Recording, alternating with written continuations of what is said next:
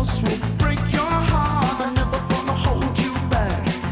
I'm always gonna Hello, have beautiful your people. Welcome to 321 No Kidding. How the Awesome here, coming to you from a parking lot in Independence, Missouri.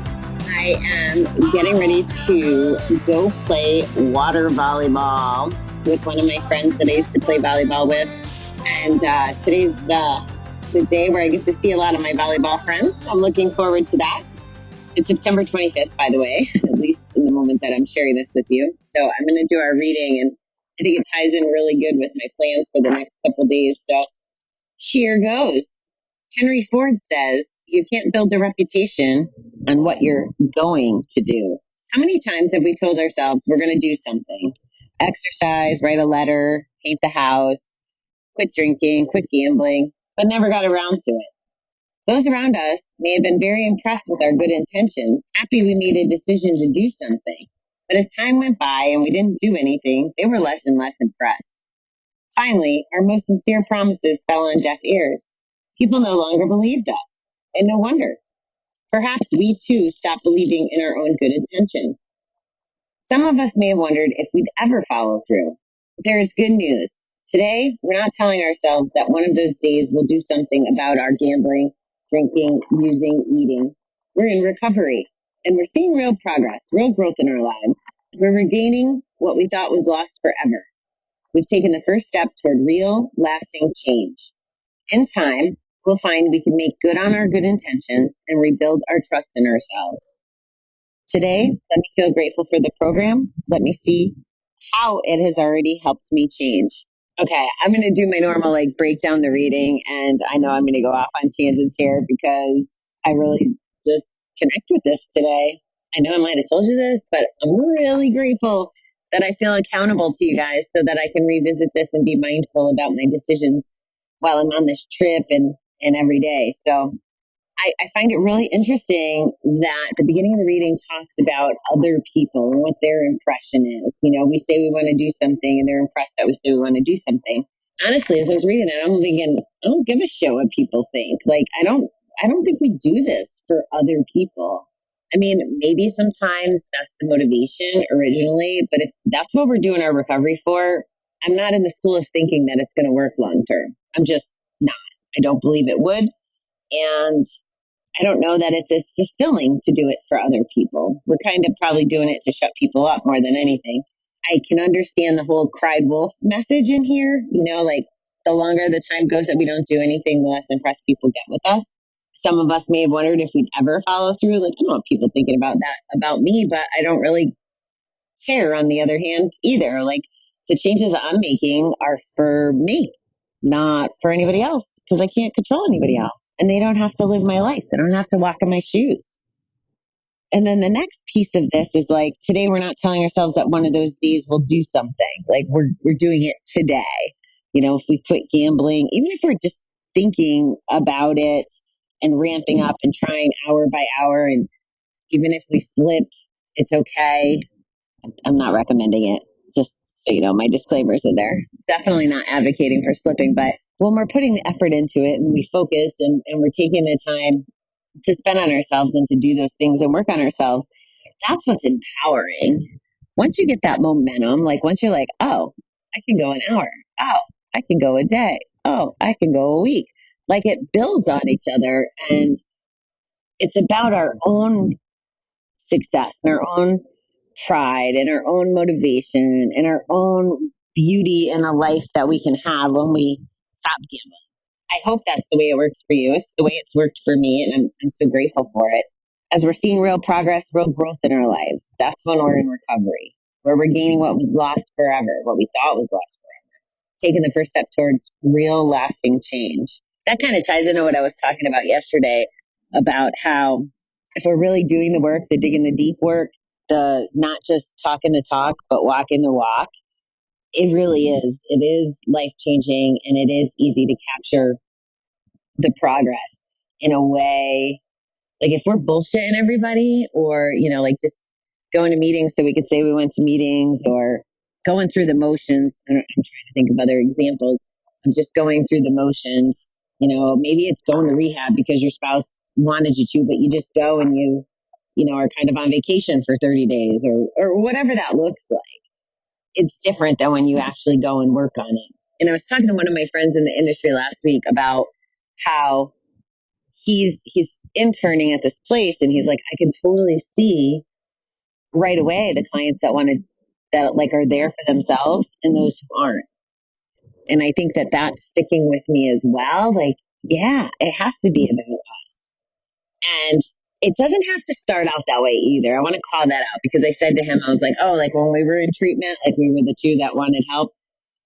And he's like, yeah, but I didn't originally. Like he was forced to go in. He's like, it was funny to hear him say it. He's like, I wanted to be there, then I didn't. Or I didn't want to be there, then I did, then I didn't. Like then he wanted to go take what he learned. It was just interesting. But the end game really needs to be that we're doing it for ourselves. In time, we'll find we can make good on our good intentions and rebuild our trust in ourselves. Today, let me feel grateful for the program. Let me see how it has already helped me change. And that was the part I wanted to talk about, was this, how it helps us change. The whole drinking thing, it's really interesting. I think that this had to be part of, not that this was intentional when I set it up, but I think that the drinking component on this trip is developmental for me. And it's another part of my recovery that I'm learning, like, how do I handle these situations? And how do I navigate the relationships involved with people that I have? So last night I was literally at a bar for about 7 hours, 6, 7 hours, long time. That's like where we all meet and congregate. And that's where I know all my friends will be. Not all my friends, but all my friends from this circle of friends. And I drank water all night. And don't worry, I did make sure that I had some lemon cake, the most amazing lemon cake I've ever had. They grilled it and then they served it with ice cream. And yeah, I can get with that. And by the way, so here's me making intentions. When I get back, I'm going to go back to being good. And me and Sugar are going to have to break up for a while because I understand that I'm probably giving myself a little more grace because I'm not drinking, because I'm just in vacation mode. But that's besides the point. Anyway, so I'm at the bar, and the girl that I'm staying with, I didn't really tell her I'm not drinking because I didn't know what I was doing. When I got here, I was like, I guess I was leaving myself an out that if I wanted to drink, I could. And while we were at the bar, a couple people noticed, because I always drink a Long Island iced tea, which is brown, and obviously water is not brown, hopefully. So one person asked, and then it caught some other people's attention. And, if you're in a drinking environment, people really don't pay attention, like just everybody has a drink. But it did get noticed. And one of my friends said to me, it was pretty interesting. He's like, well, what about our dynamics? Like he was really stumped or intrigued by, what does it look like now that I'm not drinking? And I can't wait to hear him expand on that a little more, because he thought I got offended by that. And I really wasn't offended. I just thought it was an interesting question. So then I get home to where I'm staying, and she drinks, and I know she drinks, and that doesn't really matter to me. This isn't about her, right? She was telling me about a conversation she had the day before, and another girlfriend says, well, Bobby's not drinking. Like, should you have beer in the house? And it's really funny because I don't drink beer anyway. She was like putting this ownership of my decision on the girl's house that I'm staying in. It's not, she doesn't have to change anything about her. This isn't about her. And it was just really interesting. And I said to her, she goes, well, you didn't tell me you weren't drinking. And I was like, well, because it's not, this is that whole taking away the power part of it. And I guess this could be applied, if you were in a gambling circle of friends too, with a poker party, or, they're all in football leagues, those things too. So there was a lot of conversation about that. And it doesn't faze me because I know, like they're not, okay, I won and out at their gambling or at their football thing and then running to the casino or whatever. But even if they were, it just doesn't matter. None of that matters. Like, we're all get to live our own lives. That's the beauty of it, right? So I said to her, I was like, it's okay. Like, this is your house. And I am here and I'm going to have a blast. I had a great time last night. I played with this a little last September. When I was here, I made it a point to not get drunk. like I was drinking, but I didn't get drunk because I wanted to be mindful and I wanted to remember all the conversations. I've always hated that through my drinking career of being told stuff or people will be like, remember, and I don't remember. So I'm submerged in this environment. And don't get me wrong, there's at least two people in our circle that don't drink ever. You know, one guy has, well, now that I've been going 4 years, he's probably been clean 6 or 7 years. I had heard that one of the other friends that I have here got a DUI last year. So that was pretty humbling. And then there's another one of my key friends that, you know, his girlfriend always has the regular wine and he has this alcohol free wine. And it's fine. Like, it just is. So we're going to a St. Patrick's Day party on Saturday, right? Which I didn't even know, or I would have packed some of my really fancy St. Patrick's Day clothes. But I am looking forward to it, even though it's live music. I know it's going to be too many people for my liking, which is probably part of why I liked drinking. And like, because last night felt very loud to me and busy. And I guess I expected, you know, my quiet little life. I know I was going to a bar, but it was like double busier than normal, according to what everybody said. So it wasn't just me.